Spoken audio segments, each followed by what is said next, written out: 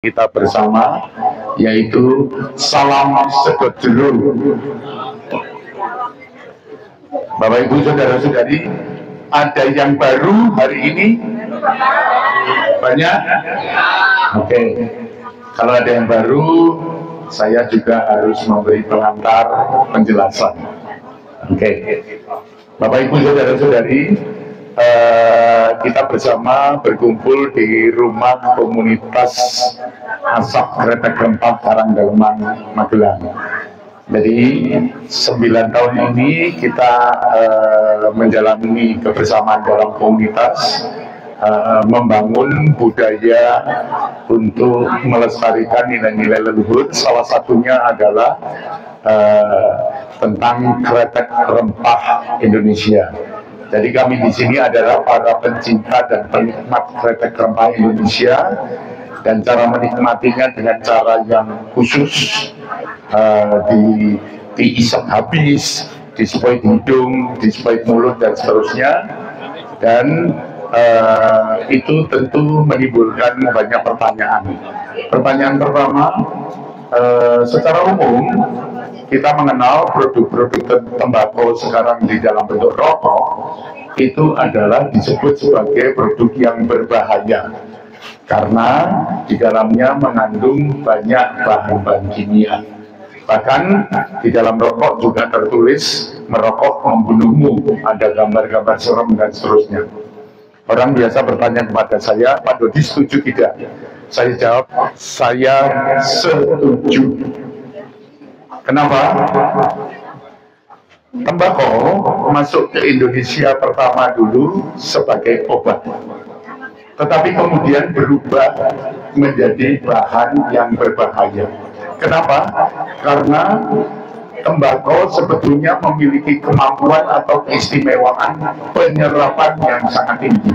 Tembakau mampu menyerap dan kemampuan penyerapannya itu sangat tinggi. Sehingga ketika budaya pertanian berubah, petani menggunakan pupuk kimia, petani menggunakan pestisida untuk pembersihan hama dan seterusnya, maka bahan-bahan kimia dari pupuk, dari pestisida itu diserap oleh tembakau. Maka kemudian tembakau disebut memiliki kandungan TSNA, yaitu tobacco specific nitrosamines. Itu zat kimia berbahaya. Itu bukan asli dari tembakau, tetapi dari bahan-bahan yang diserap oleh tembakau. Nah, bagaimana dengan rokok kita ini? Rokok kita sudah diuji lab sebanyak 5 kali. Hasil uji lab yang pertama, rokok kita residu kimianya tidak ditemukan atau 0. Kemudian di dalam rokok kita muncul 42 senyawa obat. Ada beta-glukan, sulfarafin, tamoxifen, genetin C, ada resveratrol, ada nevirapin, sidofudin, ritonavir, dan seterusnya. Jadi ada obat untuk kanker, yaitu tamoxifen, ada 20% di dalamnya. Obat untuk antivirus termasuk untuk HIV/AIDS, yaitu nevirapin, sidofudin, ritonavir, itu ada 10%. Obat juga untuk CA paru-paru kemarin ditemukan ketika diuji lab di Jakarta, yaitu afatinib, inhibitor afatinib, itu ada di dalam rokok kita juga. Jadi kenapa rokok ini kemudian bisa dipakai untuk sarana pengobatan? Karena kandungan senyawa obatnya ada 42% dan semua itu alami, sementara residu kimianya tidak ditemukan. Itu pokok. Jadi Bapak Ibu saudara-saudari, di luar banyak rokok ini juga beredar banyak di luar dengan gambar etiket yang sama, namanya juga sama. Itu bukan palsu, itu asli dari pabrik, tetapi yang belum mengalami proses difusi senyawa volatil di Magelang ini itu masih residu kimianya masih ada 70%. Jadi Bapak Ibu jangan sampai salah pilih. Untuk kebutuhan terapi, gunakan yang memang sudah bersih dari residu kimia dan muncul 42 senyawa obat. Itu jadi jangan komplain kepada kami ketika menggunakan rokok yang sama hasilnya berbeda. Itu jangan komplain. Banyak orang yang mengatasnamakan rokoknya dari Magelang, padahal bukan. Itu saya harus tegaskan sekali lagi. Maka Bapak Ibu ketika butuh untuk konsumsi dan seterusnya, pastikan itu rokok yang sudah diproses untuk dipakai untuk terapi. Itu pertama. Kedua, banyak orang mengatakan terapi ini juga butuh kepercayaan atau keyakinan. Saya menegaskan, terapi ini tidak butuh keyakinan dan kepercayaan. Kenapa? Karena terapi ini komunitas kami bukan agama, jadi tidak butuh keyakinan, kepercayaan. Tidak butuh Bapak Ibu percaya kepada terapisnya, tidak butuh Bapak Ibu percaya kepada Pak Dodi, tidak butuh Bapak Ibu percaya pada rokok. Percaya hanya kepada Tuhan Yang Maha Esa saja. Kenapa saya katakan begitu? Karena air dikasih gula tidak butuh kepercayaan seseorang bahwa itu rasanya akan manis. Tangan diselomok dengan apinya rokok ini tidak butuh kepercayaan bahwa itu akan melepuh dan luka dan sakit dan nyeri. Itu tidak butuh kepercayaan. Yang dibutuhkan hanya Bapak Ibu nanti mau mengikuti petunjuk yang dilakukan oleh teman-teman, misalnya tahan napas atau buang napas, itu saja yang dibutuhkan. Bukan kepercayaan. Kepercayaan tidak perlu, sugesti juga tidak perlu. Itu karena ini semua dapat dipertanggungjawabkan secara ilmiah. Oke. Hal lain adalah asbab yang ada adalah tempat untung dan abu rokok, bukan tempat membuang tisu, kertas-kertas dan lain-lain. Itu saya harus tegaskan. Kenapa? Karena abu dan puntung rokok di sini masih sangat berharga. Abu rokok bisa untuk obat luka, bisa untuk obat gatal, bisa juga untuk flek dan seterusnya, bisa juga diminum untuk alergi, segala macam alergi, atau karena alergi, biduran dan seterusnya. Untuk ambil juga abu ini dibutuhkan. Jadi mohon abu ini jangan sampai tercemar oleh hal-hal lain. Puntung juga masih kita butuhkan karena puntungnya nanti kita bongkar semua lalu dijadikan bahan untuk sauna. Oleh karena itu saya menegaskan bahwa di lingkungan kami ini tidak diizinkan untuk konsumsi rokok yang bukan dari tempat kami. Kami tidak izinkan karena apa? Karena itu berbahaya bagi saudara-saudari kita semua, Bapak Ibu yang ada di sini, yang datang di sini karena ingin untuk melakukan pengobatan. Jadi kalau kami temukan ada yang merokok bukan merokok dari sini, kami mohon untuk keluar dari tempat ini karena itu berbahaya untuk yang lain. Jadi saya mohon pengertian untuk keluarga-keluarga yang nanti menjadi pengantar atau bahkan yang sakit. Kalau terbukti rokoknya bukan dari sini, kami tidak lanjutkan terapinya. Itu penting. Lalu hal lain yang perlu saya tegaskan di sini, bahwa teman-teman yang akan membantu Bapak Ibu terapi di sini semua adalah para penyintas. Jadi semua mantan orang sakit, mantan orang asmawati, mantan atau yang kita sebut sebagai stroker, mantan orang yang mengalami stroke, atau yang pernah mengalami kebutaan, atau yang pernah mengalami kanker, atau yang pernah mengalami kelumpuhan dan seterusnya, itu akan menjadi pendamping Bapak Ibu dalam terapi pada siang hari ini. Bapak Ibu tidak perlu menyisipkan amplop atau uang atau apapun kepada teman-teman, karena terapi di sini sifatnya free, cuma-cuma, tidak ada amplop, tidak ada kotak. Jadi yang dibutuhkan hanya Bapak Ibu membeli sepoin, lalu juga rokok satu atau dua bungkus sudah cukup. Tidak ada kewajiban untuk beli rokok banyak. Ya, jadi terapi ini free cuma-cuma. Teman-teman terapis semua adalah relawan yang terpanggil dengan hati nuraninya untuk melayani. Karena konsep kita bersama adalah melayani orang sakit, melayani yang ilahi yang hadir pada diri Bapak Ibu sekalian. Lalu penting juga saya sampaikan bahwa di sini konsep terapinya berbeda dengan tempat-tempat terapi lain, baik itu di rumah sakit maupun di tempat-tempat terapi lain. Kalau di rumah sakit dan tempat-tempat terapi lain, Bapak Ibu mengantar orang yang sakit kepada ahlinya, lalu menunggu di luar, menyiapkan uang atau menyiapkan kebutuhan-kebutuhan lainnya. Di sini berbeda karena konsep kami adalah sakitnya satu orang adalah sakitnya satu keluarga. Maka penyembuhan satu orang itu adalah tanggung jawab bersama keluarga.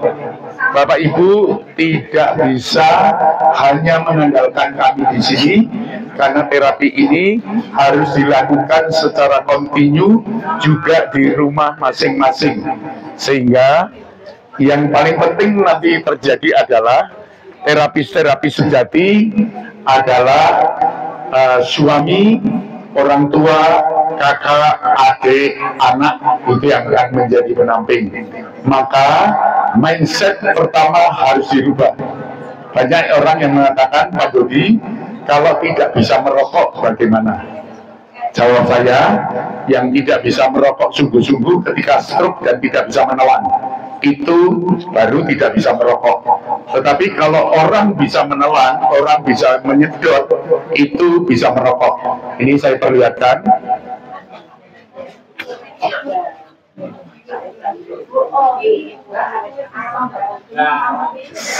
Jadi ketika orang bisa nyerot, maka dipastikan dia bisa merokok. Jadi sederhananya, kumur-kumur, lalu ditarik habis. Jadi habis, tidak dibuang sama sekali, habis. Kalau rokok-rokok biasa, asapnya dibuang. Kalau dihisap habis, sesak napas. Karena apa? Karena racun kimianya banyak. Jadi, rokoknya sedot habis, atau ketika sudah mampu, dikejar asapnya. Jadi itu yang saya sampaikan ke Bapak Ibu sekalian. Teknik lain juga nanti menggunakan spoid. Jadi spoid itu juga sebagai salah satu sarana untuk konsumsinya.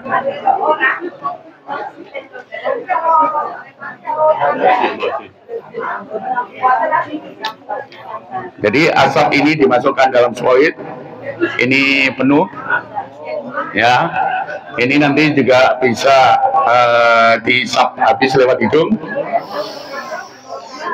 habis lewat mulut juga, habis, atau juga disuntikkan di titik bermasalah.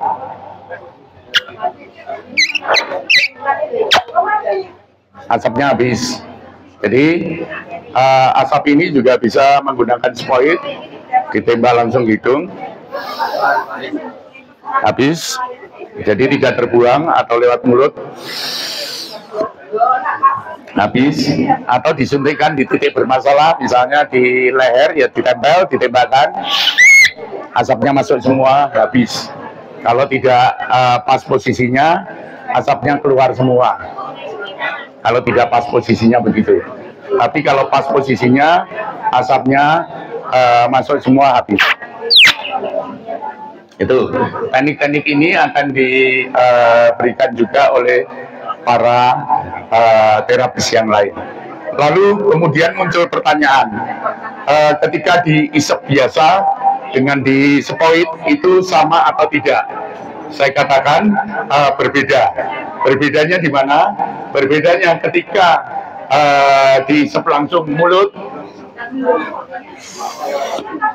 kualitas asapnya, kualitas gasnya lebih bagus. Kenapa? Karena suhunya lebih tinggi, maka kualitasnya lebih bagus.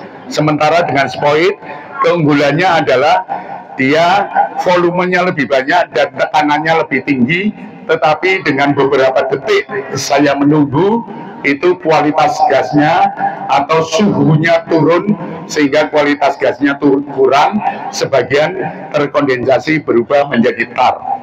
Dan perlu saya jelaskan di sini, rokok ini mengandung nikotin. Iya, betul, mengandung nikotin. Nikotin itu berbahaya, tergantung. Ya, jadi aslinya rokok-rokok yang beredar di umum itu nikotinnya jenisnya beta-piridil atau nikotin yang bersenyawa dengan logam berat. Sedang yang kita punya, rokok kita dari hasil uji lab, nikotinnya jenisnya adalah neopetadin, bukan beta-piridil, yaitu nikotin murni yang dibutuhkan oleh tubuh. Nikotin ada di tembakau, tomat, kentang, terong, dan di tempat itu, dan nikotin itu menjadi juga bahan yang dibutuhkan tubuh untuk membangun sistem imunitas tubuh. Kemudian dari salah satu jurnal farmasi bahwa gold nikotin atau nikotin murni mampu melokalisir kanker kelenjar getah bening, itu dari salah satu jurnal farmasi yang ada. Dan juga nikotin mampu untuk mengikat logam berat termasuk merkuri.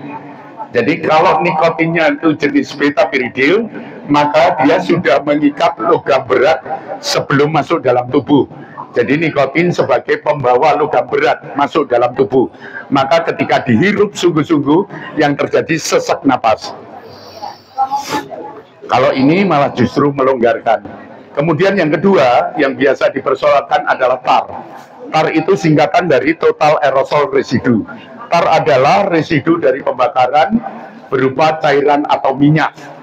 Jadi cairan atau minyak tar itu berbahaya atau tidak tergantung materi asal. Daging dibakar, kalau panjenengan membuat sate, itu juga muncul cairan atau minyak.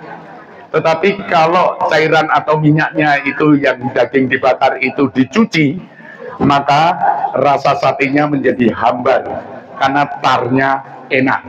Jadi tar tergantung materi asal. Yang pada umumnya ada tarnya jenisnya itu juga residu kimia, sementara yang kita punya tarnya berubah menjadi essential oil atau minyak asiri atau minyak hasil penyulingan yang bermanfaat untuk meremajakan kulit, untuk penyembuhan asma, dan untuk saluran pernafasan. Jadi kenapa terapi ini menjadi begitu signifikan efek hasilnya? Karena ketika pembakaran kita mengubah materi menjadi gas. Gas adalah partikel nano, partikel sangat kecil dengan kecepatan reaksi sangat tinggi. Ketika dihirup dia masuk ke paru-paru, paru-paru distribusi oksigen ke jantung, ke seluruh tubuh, maka partikel-partikel ini langsung terbawa menyebar di seluruh tubuh. Pada pemakaian-pemakaian awal akan terjadi yang disebut sebagai healing krisis. Itu bisa gulanya jadi kacau, naik turun, tensinya juga gitu, dan seterusnya.